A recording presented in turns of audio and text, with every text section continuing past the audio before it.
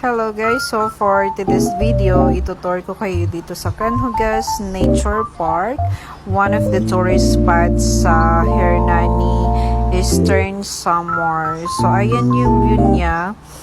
So what I did here is that I just take a video for those beautiful view. Yung mga magaganda yung view, tinik videos ko na lang siya just to share it with you guys.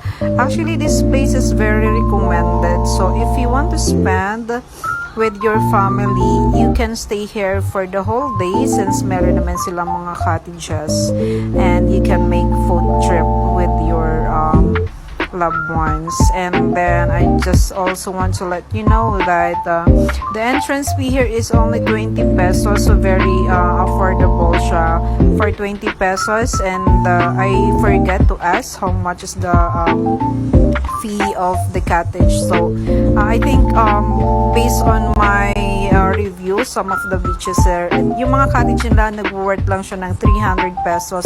So possible na same price lang din siya dun sa cottage na pinakita ko a while ago. So yung wave, this is one of the